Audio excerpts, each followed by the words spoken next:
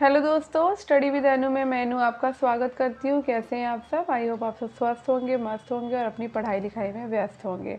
तो चलिए कर लेते हैं अपने जीएस के प्रैक्टिस सेट को। तो जैसे कि आपको पता है, प्रीवियस ईयर के क्वेश्चन पेपर्स मैं आपको सॉल्व करा रही हूँ। तो अब तक आपके 4 वीडियोज़ आ चुके हैं और इन 4 वीडियोज़ में हमने हर वीडियो में 3 जो है पेपर सॉल्व किए हैं। तो अब तक हम सॉल्व कर चुके हैं टोटल 12 पेपर्स, यानी कि 12 पेपर। हर वीडियो में 3 पेपर मैं आपको सॉल्व कराती हूँ, तो 4 वीडियो में आपके 12 पेपर सॉल्व हो गए हैं। तो इसी तरीके से आगे बढ़ेंगे ताकि हम जल्दी से जल्दी पूरा प्रैक्टिस सेट ख़त्म कर पाएँ और बहुत सारे पेपर्स को कर पाएँ, कुछ भी हमारा छूटे नहीं, क्योंकि एग्ज़ाम अब ज़्यादा समय नहीं रह गया है कि हम एग्ज़ाम में, है ना, हमारे भी तो जीएस भी करनी है। इसके साथ साथ मैं आपको जानकारी दे देना चाहती हूँ, ये वीडियो आपका दोपहर को 12 बजे आता है, ठीक है। जीएस का ये वाला प्रैक्टिस सेट सुबह 8 बजे आपका पॉलिटी का प्रैक्टिस सेट आता है और शाम को 6 बजे आपका हिस्ट्री का प्रैक्टिस सेट आता है। तो आप वो कर सकते हैं, ठीक है। चलिए स्टार्ट करते हैं, समय वेस्ट नहीं करते। स्टार्ट करने से पहले अगर आप मेरे चैनल यानी स्टडी विद अनु में नए हैं तो स्टडी विद अनु को सब्सक्राइब कर लीजिए और बेल आइकन को कर लीजिए प्रेस, ताकि मेरे द्वारा जितना भी कंटेंट प्रोवाइड कराया जा रहा है, जितना भी मटेरियल प्रोवाइड कराया जा रहा है, वो सारा आपको ईजिली मिल सके, ठीक है। चलिए स्टार्ट करते हैं। तो क्वेश्चन है पहला, स्वतंत्रता के पूर्व के दिनों में प्रारंभ में किसने स्वतंत्रता निर्मात्री सभा का विचार प्रस्तुत किया था? तो ये प्रस्तुत किया था एम.एन. रॉय ने। तो भारत में संविधान सभा के गठन का विचार 1934 में पहली बार एम.एन. रॉय ने प्रस्तुत किया था और राय भारत में वामपंथी आंदोलन के प्रखर नेता थे। 1936 के लखनऊ अधिवेशन में भारतीय राष्ट्रीय कांग्रेस की ओर से पंडित जवाहरलाल नेहरू ने घोषणा की कि स्वतंत्र भारत के संविधान का निर्माण वयस्क मताधिकार के आधार पर चुनी गई संविधान सभा के द्वारा किया जाएगा और इसमें कोई बाहरी हस्तक्षेप नहीं होगा। नेक्स्ट है, निम्नलिखित में से कौन सा एक सही सुमेलित नहीं है? तो कर्नाटक का प्रथम युद्ध आपका 1746 से 48 में हुआ था। कर्नाटक का दूसरा युद्ध आपका हुआ है 1749 से 54 में। कर्नाटक का तृतीय युद्ध 1758 से 63 में हुआ और पानीपत का तीसरा युद्ध 1761 में हुआ है, ठीक है। तो कर्नाटक का द्वितीय युद्ध आपका 1749 से 1754 में हुआ था। लीलावती के लेखक थे, तो लीलावती के लेखक भास्कराचार्य हैं।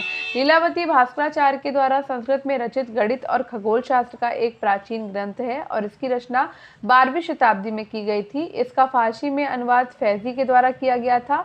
इनकी अन्य गणितीय रचनाएं बीजगणित, ग्रह गणित और गोलाध्याय है। इन्होंने ज्योतिष शास्त्र के प्रतिनिधि के ग्रंथ सिद्धांत शिरोमणि की रचना की थी। नेक्स्ट क्वेश्चन है, वाराणसी को निम्नलिखित में से किसने अपनी द्वितीय राजधानी बनाया था? तो वाराणसी को अपनी द्वितीय राजधानी बनाया था अजातशत्रु ने। तो अजातशत्रु ने वाराणसी को अपनी द्वितीय राजधानी बनाया। अजातशत्रु 492 ईसा पूर्व से 460 ईसा पूर्व में अपने पिता बिंबिसार की हत्या करके मगध का शासक बना था और अपनी साम्राज्यवादी नीति के कारण उसने काशी और वज्जी संघ को मगध साम्राज्य में मिला लिया। इसके शासनकाल में राजगृह की सप्तपर्णी गुफा में प्रथम बौद्ध संगीति यानी समिति का आयोजन किया गया था। नेक्स्ट है, एका आंदोलन का प्रारंभ किया गया था। तो एका आंदोलन का प्रारंभ उत्तर प्रदेश के हरदोई, बाराबंकी एवं अन्य स्थानों के किसानों के द्वारा किया गया था। उत्तर प्रदेश के हरदोई, बाराबंकी, बहराइच एवं सीतापुर जिले में लगान में वृद्धि और उपज के रूप में लगान वसूली को लेकर अवध के किसानों के द्वारा किया गया आंदोलन एका आंदोलन के नाम से जाना जाता है। इस आंदोलन में कुछ छोटे जमींदार भी शामिल थे। इस आंदोलन के प्रमुख नेता मदारी पासी और सहदेव थे। नेक्स्ट है, भारत के राज्यों में प्रस्तावित आणविक शक्ति केंद्रों से संबंधित निम्नलिखित युग्मों में से कौन सही सुमेलित नहीं है?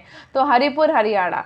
तो हरिपुर हरियाणा में नहीं है, पश्चिम बंगाल के मेदिनीपुर जिले में स्थित परमाणु ऊर्जा संयंत्र है और ये रूस के सहयोग से स्थापित होने वाला परमाणु संयंत्र है। तो जैतापुर आपका महाराष्ट्र में है, मीठी वर्डी आपका गुजरात में है और कोवड्डा आपका आंध्र प्रदेश में है। नेक्स्ट है, निम्नलिखित में से कौन सा द्वीप अपने लवण पटल संसाधनों के लिए जाना जाता है? तो अपने लवण पटल संसाधनों के लिए सेंट मार्टिन द्वीप जाना जाता है। सेंट मार्टिन द्वीप उत्तर पूर्वी कैरिबियन सागर में स्थित है और इस द्वीप को नवंबर 1493 को क्रिस्टोफर कोलंबस ने खोजा था। द्वीप का दक्षिणी हिस्सा अपने तटीय लैगून और लवण पटल संसाधनों के लिए प्रसिद्ध है।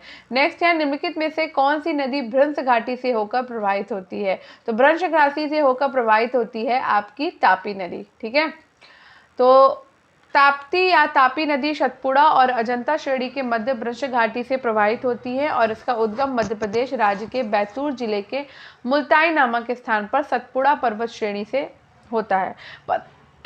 पश्चिमी दिशा में बहने वाली ये महत्वपूर्ण नदी है जो मध्य प्रदेश, महाराष्ट्र और गुजरात होते हुए अरब सागर में खंबात की खाड़ी में गिरती है। ये नदी अरब सागर में ज्वारंद मुख का निर्माण करती है। मौलिक अधिकारों की अवधारणा ली गई है, तो मौलिक अधिकारों की अवधारणा यूएसए के संविधान से ली गई है।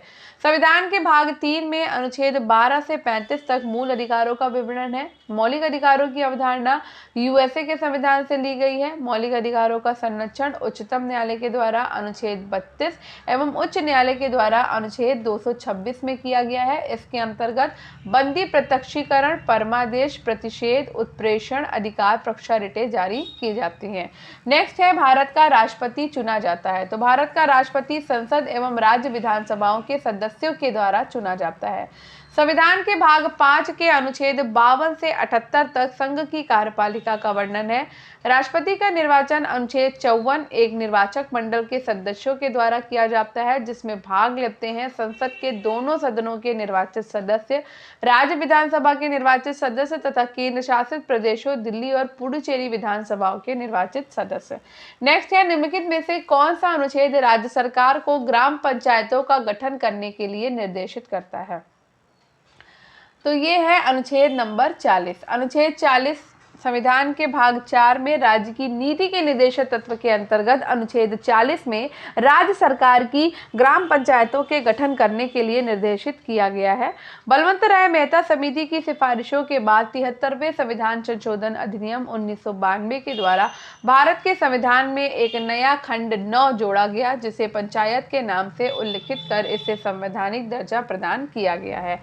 नेक्स्ट है, निम्नलिखित में से कौन सा विषय जनसंख्या एवं मानव समुदायों के महत्वपूर्ण आंकड़ों के अध्ययन से संबंधित है? तो ये विषय है जननांकिकी।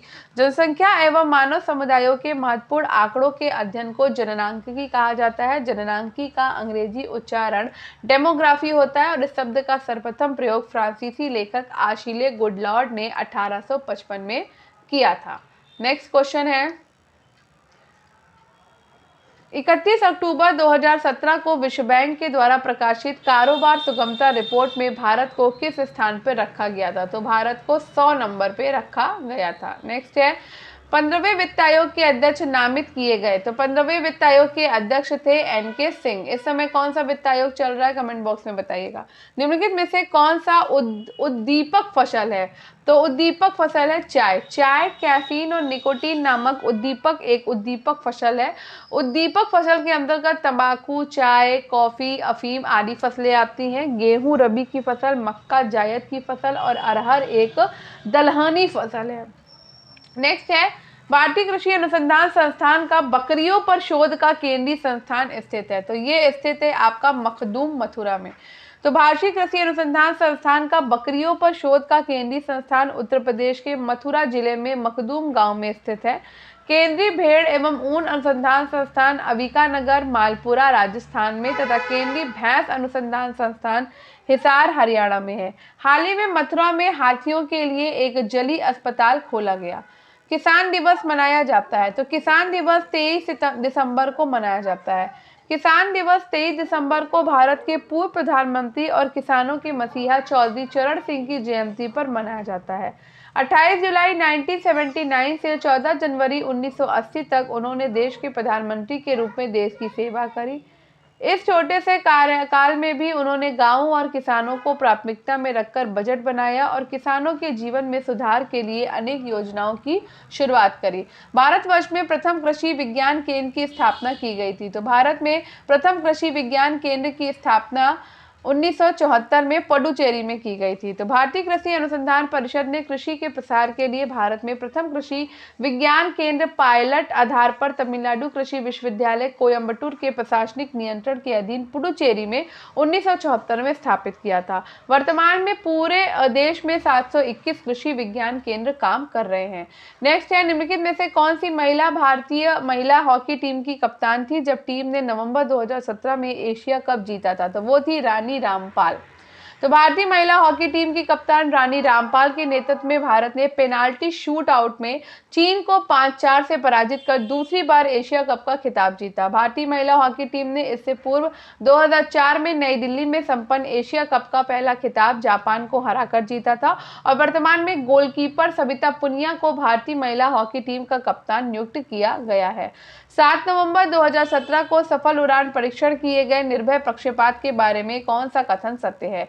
तो भैया ये 1000 किलोमीटर की मारक सीमा तक नाभिकीय मुखाशास्त्र को पहुंचा सकता था और ये जमीनी आक्रमण वाला क्रूज प्रक्षेपात है और ये पाकिस्तान के बाबर प्रक्षेपात का प्रभावी प्रत्युत्तर है। ठीक है, नेक्स्ट है, हाल में समाचार पत्रों में चर्चित ओखी क्या है? तो भैया ओखी जो है वो चक्रवाती तूफान था जो नवंबर 2017 में भारत के तट से टकराया था। ठीक है, नेक्स्ट, उत्तर प्रदेश के कुल शहरी स्थानीय निकायों की संख्या जिनके लिए उत्तर प्रदेश में नवंबर 2017 में चुनाव संपन्न हुए थे वो है 652। आगे बढ़ते हैं। भारत के प्रथम अंतरिक्ष उपग्रह आर्यभट्ट को डिजाइन करने वाले वैज्ञानिक जिनका हाल ही में निधन हो गया वो कौन है? तो वो प्रोफेसर UR राव है जो आर्यभट्ट को डिजाइन किया था उन्होंने। ठीक है, नेक्स्ट है, भारत सरकार के द्वारा प्रारंभ किया गया मिशन इंद्रधनुष कार्यक्रम संबंधित है? तो ये कार्यक्रम बच्चों के टीकाकरण से संबंधित है। ठीक है, समान फोकस दूरी वाले कांच के दो लेंस जिनमें एक उत्तल और दूसरा अवतल लेंस है एक दूसरे से सटाकर रखे गए हैं, इस युग्म का व्यवहार होगा? तो इस युग्म का व्यवहार होगा,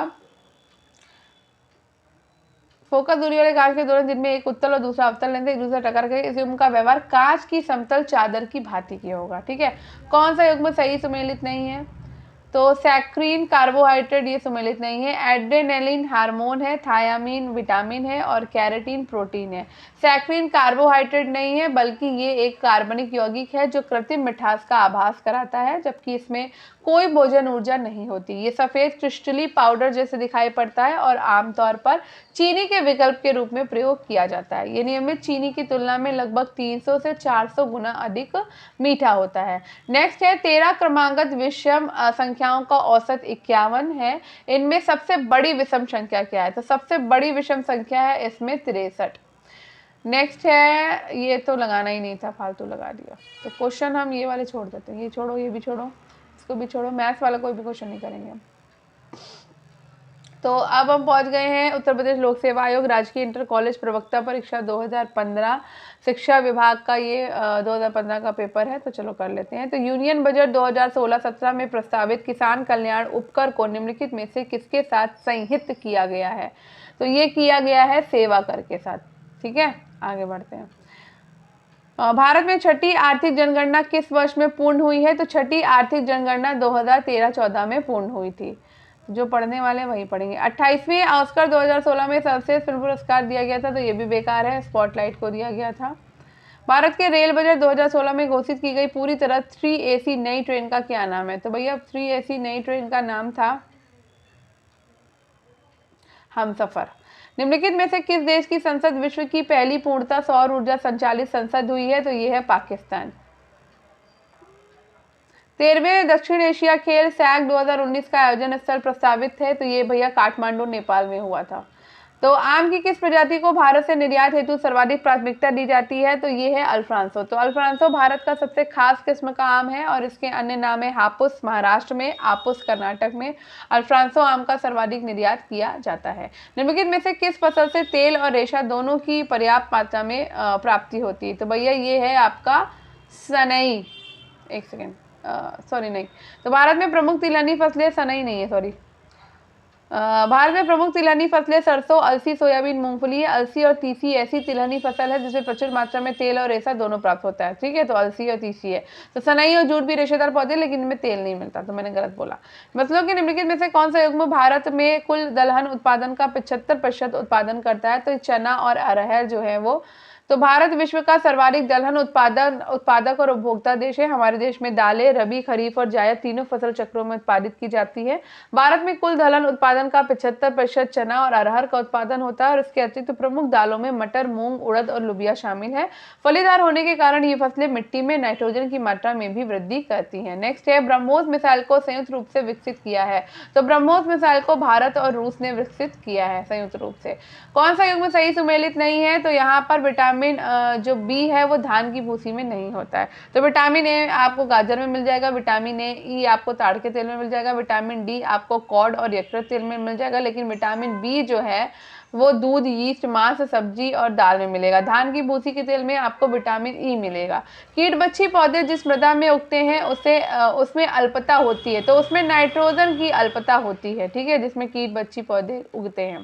तो कीट बच्छी पौधे मांसाहारी पादप कहे जाते हैं और ये पौधे ऐसी भूमि पर उगते हैं जहाँ नाइट्रेट का अभाव रहता है अथवा ये पौधे भूमि से नाइट्रोजन प्राप्त करने में असमर्थ होते हैं। इसलिए कीट बच्छी पौधे नाइट्रोजन की आपूर्ति के लिए कीटों का भक्षण करते हैं। और मेघालय में पाया जाने वाला घटपर्णी एक कीट पक्षी पौधा है। निम्नलिखित में से कौन सा जैव अणु एक प्रकार का प्रोटीन है? तो किरेटिन जो है वो एक प्रकार का प्रोटीन है। तो किरेटिन एक प्रोटीन है, ये एक साधारण प्रोटीन का प्रकार है जो बालों और नाखूनों में पाया जाता है और इस तरह के प्रोटीन जलीय अपघटन के बाद अमीनो अम्ल देते हैं। उदाहरण के तौर पर ग्लोबुलिन अंडे में, एल्ब्यूमिन एवं बालों की किरेटिन साधारण प्रोटीन के प्रकार हैं। तो 14 नंबर छोड़ देते हैं, 15 भी छोड़ देते हैं और 16 भी छोड़ देते हैं, 17। तो निम्नलिखित में से किसने भारत में हो रही मिशनरी गतिविधियों को आत्मघाती और शांति के लिए खतरा माना था? तो ये माना था विलियम बेंटिक ने। विलियम बेंटिक 1828 से 1835 के बीच भारत के गवर्नर जनरल रहे और इसके पूर्व वो मद्रास के गवर्नर भी रह चुके हैं। इसने भारत में हो रहे ईसाई मशीनरियों के क्रियाकलापों को आत्मघाती और शांति के लिए खतरा बताया। इसके समय की महत्वपूर्ण ऐतिहासिक घटनाओं में सती प्रथा का अंत 1829 में, ठगी प्रथा का अंत 1830 में, नरबली प्रथा की समाप्ति प्रमुख है और इसके अतिरिक्त कलकत्ता में मेडिकल कॉलेज की स्थापना 1935 में, सरकारी सेवाओं में भेदभाव की समाप्ति तथा मंडलायुक्त पद का सृजन इत्यादि इसके द्वारा किए गए प्रमुख कार्य हैं। ठीक है, नेक्स्ट है भारतीय विश्वविद्यालय की स्थिति पर जांच पड़ताल करने के लिए 1902 में नियुक्त आयोग के अध्यक्ष थे, तो थॉमस रेलिंग थे। तो 1902 में सरकार ने थॉमस रेलिंग की अध्यक्षता में विश्वविद्यालय आयोग का गठन किया, जिसका काम भारत के विश्वविद्यालयों की दशा का अध्ययन करना और उनकी स्थिति में सुधार हेतु सुझाव देना था। इसी की अनुशंसा के आधार पर सरकार ने भारतीय विश्वविद्यालय अधिनियम 1904 पारित किया और इस समय भारत का वायसराय कर्जन था। उसने गुणवत्ता तथा दक्षता बढ़ाने के नाम पर विश्वविद्यालयों पर कड़े नियंत्रण स्थापित किए थे।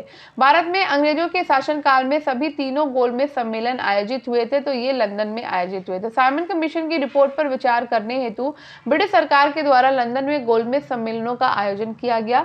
प्रथम गोलमेज सम्मेलन का आयोजन 12 नवंबर 1930 से 13 जनवरी 1931 तक हुआ। द्वितीय गोलमेज सम्मेलन का आयोजन 7 सितंबर 1931 से 1 दिसंबर 1931 तक तथा तृतीय गोलमेज सम्मेलन का आयोजन 17 नवंबर 1932 से 24 दिसंबर 1932 तक हुआ। गांधी जी ने कांग्रेस के प्रतिनिधि के रूप में द्वितीय गोलमेज सम्मेलन में भाग लिया था। प्रथम एवं तृतीय गोलमेज सम्मेलनों का कांग्रेस के द्वारा बहिष्कार किया गया था। दिल्ली दरबार आयोजित हुआ, तो दिल्ली दरबार 1911 में आयोजित हुआ था। दिसंबर 1911 में ब्रिटिश सम्राट जॉर्ज पंचम और महारानी मेरी के भारत आगमन पर स्वागत हेतु दिल्ली दरबार का आयोजन किया गया। दिल्ली दरबार के अवसर पर ही 12 दिसंबर 1911 को बंगाल विभाजन के रद्द करने की घोषणा तथा दिल्ली को कलकत्ता की जगह नई राजधानी बनाने की घोषणा की गई थी। नीचे निम्नलिखित देशों की उत्तर से दक्षिण की अवस्थिति का सही उत्तर चुनिए। तो अर्जेंटीना, मैक्सिको, स्पेन और मंगोलिया। तो मंगोलिया आपका, फिर उसके बाद सबसे दक्षिण से में मंगोलिया है, उसके ऊपर स्पेन आएगा, फिर मैक्सिको, फिर सबसे उत्तर में आपका अर्जेंटीना आएगा। भारत के निम्नलिखित में से कौन सा राज्य वर्ष 2015-16 में फलों के उत्पादन में शीर्षस्थ रहा है? तो ये है महाराष्ट्र। ठीक है, नेक्स्ट है कौन सा युग्म सही सुमेलित नहीं है? तो वन्यजीव अभ्यारण्य और राज्य देखनी है। तो बांदीपुर आपका कर्नाटक में है, पाखल आपका मध्य प्रदेश में नहीं है, पाखल आपका एक झील के बगल में स्थित है और ये कृत्रिम झील है और ये तेलंगाना में है, ठीक है।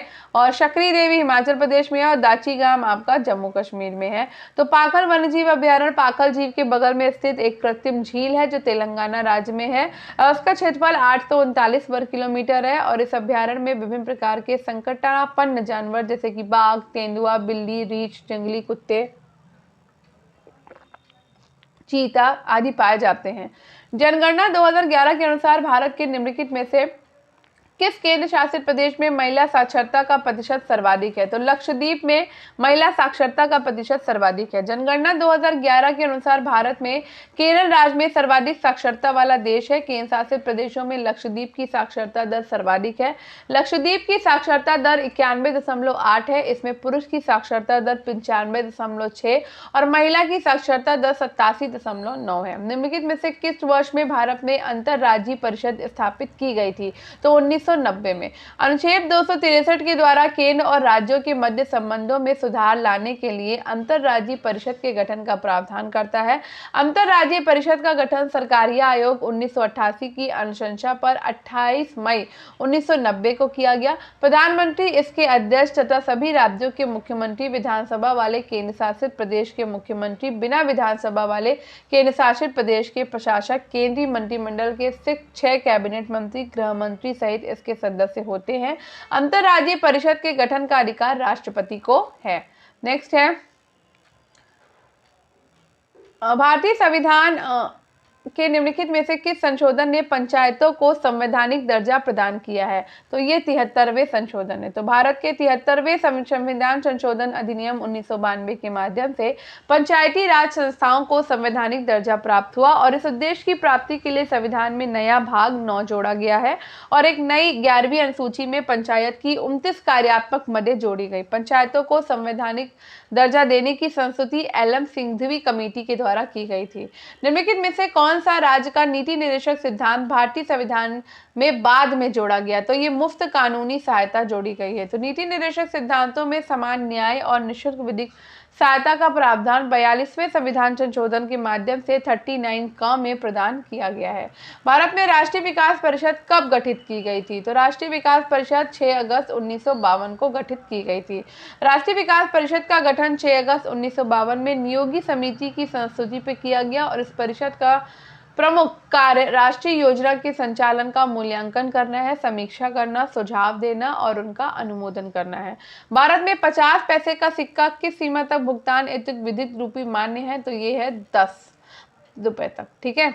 उत्तर प्रदेश में खाद्य सुरक्षा कानून किस समय में लागू किया गया? तो खाद्य सुरक्षा कानून 1 मार्च 2016 को लागू किया गया था। उत्तर प्रदेश में खाद्य सुरक्षा कानून 1 मार्च 2016 को पारित हुआ और इस कार्यक्रम के तहत 40.94 लाख अंत्योदय परिवार अर्थात लगभग 1.64 करोड़ आबादी को लाभान्वित करने का लक्ष्य रखा गया। खाद्य सुरक्षा से आच्छादित लाभार्थियों को 5 किलो खाद्यान्न जिसमें 3 किलोग्राम गेहूं 3 रुपए प्रति किलोग्राम तथा 2 किलोग्राम चावल 2 रुपए प्रति किलोग्राम वितरित करने का प्रावधान है। अरे ये क्या हो गया बड़ा सा, ठीक है। तो नेक्स्ट है, तो भैया ये वाला भी खत्म हो गया है। तो अब हम करेंगे राजकीय इंटर कॉलेज प्रवक्ता परीक्षा 2015 का एक और पेपर सामान्य अध्ययन का। तो ये 3rd पेपर है और उसके बाद इसको कमले के बाद हम वाइंड अप कर देंगे, ठीक है। तो अलबरूनी साथ आया, तो अलबरूनी साथ आया किसके? तो अलबरूनी साथ आया था गजनी के महमूद के साथ, ठीक है। अलबरूनी साथ आया था गजनी के महमूद के साथ। तो अलबरूनी गजनी के महमूद गजनवी के साथ भारत आया था और ये फारसी विद्वान लेखक धर्मज्ञ था और इसकी प्रसिद्ध रचनाएं हैं किताबुल हिंद, तहकीक हिंद और इसके अतिरिक्त महमूद गजनवी के दरबार में फिरदौसी एवं उल्बी आदि विद्वान थे। ज्ञात है कि महमूद गजनवी ने 1009 से 1027 ईस्वी तक भारत में 17 बार आक्रमण किए। महमूद के दरबारी इतिहासकार उद्बी ने उसके आक्रमणों को जिहाद माना है जिसका मूल उद्देश्य इस्लाम का प्रसार और बुत परस्ती यानी मूर्ति पूजा को समाप्त करना था। नेक्स्ट है धौली स्थित है, तो धौली आपका भुवनेश्वर में स्थित है। धौली हिल्स उड़ीसा में भुवनेश्वर से 8 किलोमीटर दूर दया नदी के किनारे स्थित है और इस स्थान से अशोक के चतुर्दश शिलालेखों की एक प्रति प्राप्त हुई है। धौली पहाड़ी को कलिंग युद्ध क्षेत्र माना जाता है। नेक्स्ट है फायान भारत आया था।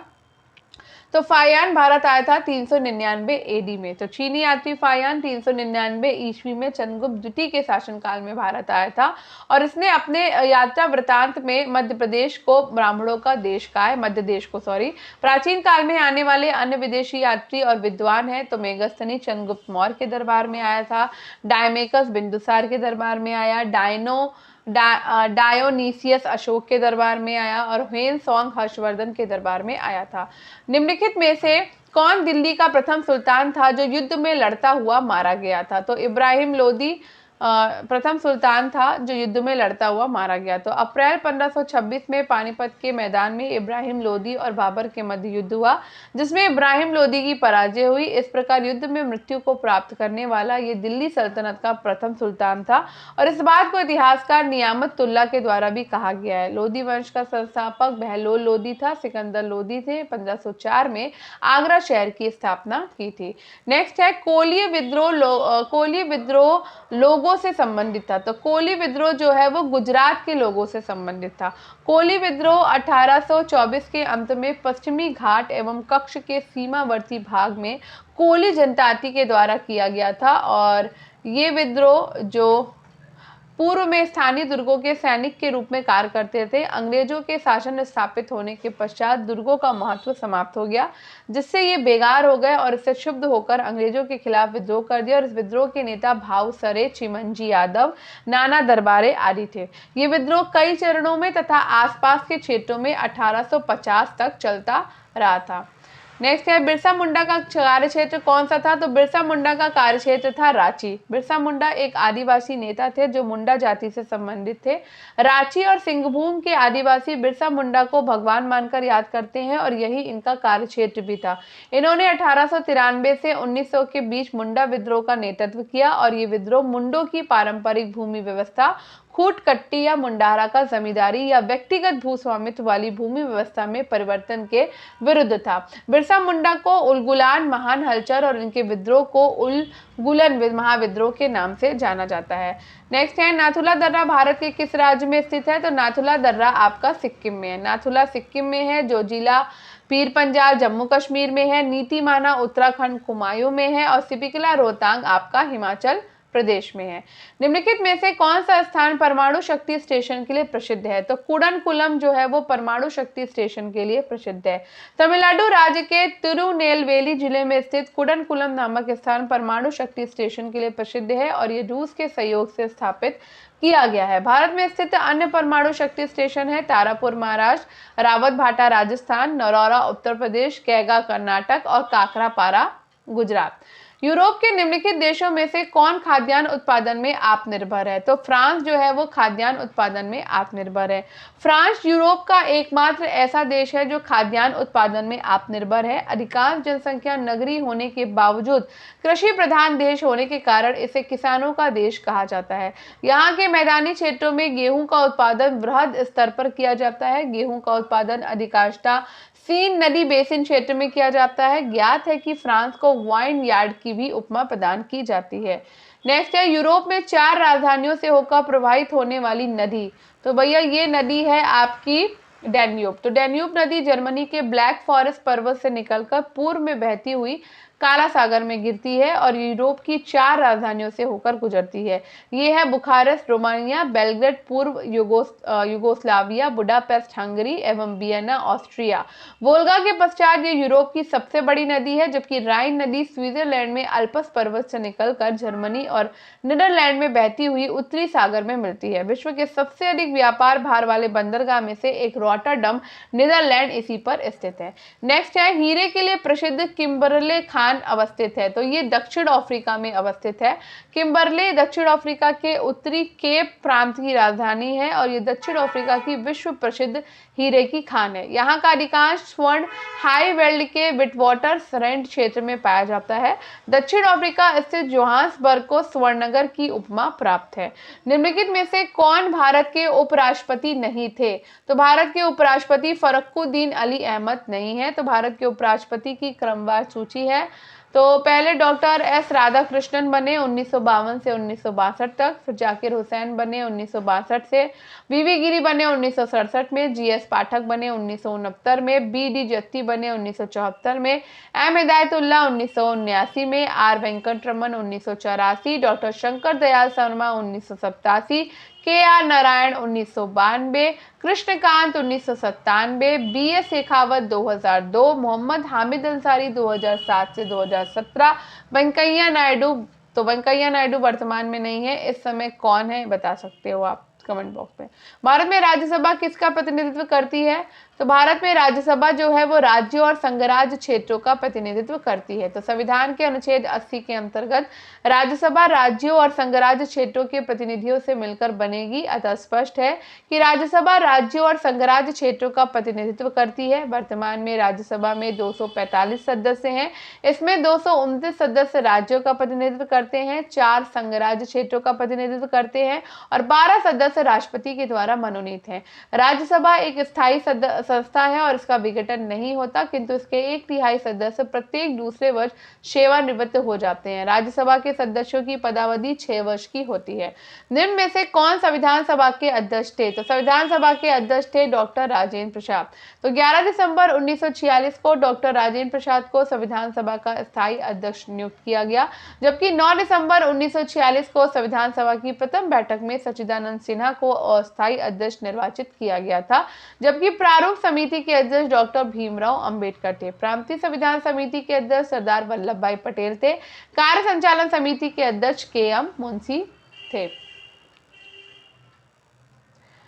भारत में जनमत निर्माण में मुख्य तत्व होता है। तो भारत में जनमत के निर्माण में मुख्य तत्व होता है स्वतंत्र प्रेस। तो आधुनिक युग में स्वतंत्र प्रेस यानी कि मीडिया जनमत के निर्माण में मुख्य तत्व है और ये जनमत को जानने का भी सबसे सरल और स्वीकृत माध्यम है।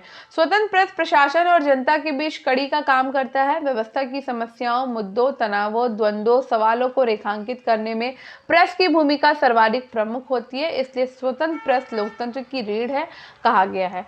नेक्स्ट है, नियंत्रक एवं महालेखा परीक्षक के द्वारा की गई टिप्पणियों पर कार्रवाई करने की प्रथम जिम्मेदारी बनती है। तो ये प्रथम जिम्मेदारी किसकी बनती है? संसद की। तो संविधान के अनुच्छेद 148 में नियंत्रक एवं महालेखा परीक्षक के स्वतंत्र पद की व्यवस्था की गई और ये केंद्र, राज्य या किसी अन्य प्राधिकरण या संस्था के महालेखा परीक्षक से जुड़े लेखा मामलों को व्यवस्थापित करता है एवं उनका निरीक्षण करता है। इसकी नियुक्ति राष्ट्रपति के द्वारा की जाती है। ये केंद्र सरकार के लेखों से संबंधित रिपोर्ट राष्ट्रपति को सौंपता है, जो उसे संसद पटल पर रखते हैं। इसके उपरांत संसद इन रिपोर्टों की जांच लोकलेखा समिति से करवाती है और इसके निष्कर्षों से संसद को अवगत कराती है। चूंकि राष्ट्रपति केवल रिपोर्टों को संसद के सदनों के सभा पटल पर रखवाता है और जांच संसद समिति के द्वारा करवाती है। नेक्स्ट है, कौन सा शहर शहरी विकास मंत्रालय के द्वारा बनाए गए सर्वेक्षण में भारत के 476 शहरों में से स्वच्छ भारत रैंकिंग में शीर्ष पर रहा है? तो ये है मैसूर। नवंबर 2021 को आवास एवं शहरी कार्य मंत्रालय भारत सरकार के द्वारा जारी की गई स्वच्छ सर्वेक्षण 2021 की राज्यों की रैंकिंग में इंदौर को लगातार 5वीं बार देश का सबसे स्वच्छ शहर घोषित किया गया। राज्यों की रैंकिंग में छत्तीसगढ़ को प्रथम स्थान प्राप्त हुआ है और उपयुक्त प्रश्न में मैसूर रैंकिंग में शीर्ष पर रहा है। किस शहर ने स्मार्ट सिटी मिशन के लिए केंद्र सरकार को अपना नामांकन सर्वप्रथम भेजा था? तो ये पुडुचेरी ने भेजा था। हाल ही में निम्न में से किसने टेस्ट क्रिकेट में 400 विकेट लेने का रिकॉर्ड बनाया? तो भैया उस समय की बात है, डेल स्टेन ने बनाया होगा। ठीक है, आगे बढ़ते हैं। किस देश में आतंकवादी संगठन इस्लामिक स्टेट IS ने इस वर्ष ईद के दिन 115 लोगों को मार डाला? तो उस समय इराक में ऐसा हुआ था। 2014 में भारत के विदेशी ऋण का सबसे बड़ा अवयव था दीर्घकालीन ऋण। श्रमेव जयते कार्यक्रम निम्नलिखित में से किसके नाम से जुड़ा है? तो ये जुड़ा है पंडित दीनदयाल उपाध्याय के नाम से। ठीक है, निम्नलिखित में से किस एक को भारत में निर्देशित कोर उद्योगों में सम्मिलित नहीं किया जाता है? तो सॉफ्टवेयर को सम्मिलित नहीं किया जाता है।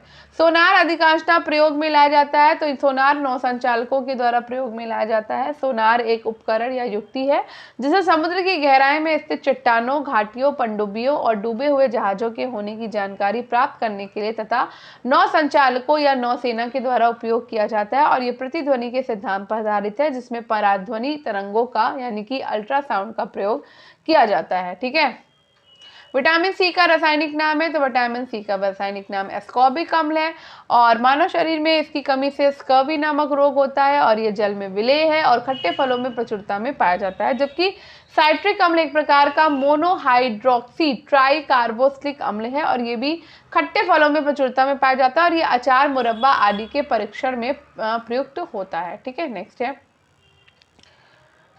तो हम कमरे में सूर्य का प्रकाश पाते हैं तो प्रकीर्णन के द्वारा, कि जब प्रकाश किसी ऐसे माध्यम से गुजरता है जिसमें धूल और अन्य पदार्थों के अत्यंत सूक्ष्म कण मौजूद होते हैं तो इनके द्वारा प्रकाश सभी दिशाओं में प्रसारित हो जाता है। इसे प्रकाश का प्रकीर्णन कहते हैं और इसी घटना के द्वारा प्रकाश हमारे कमरे तक पहुंच पाता है।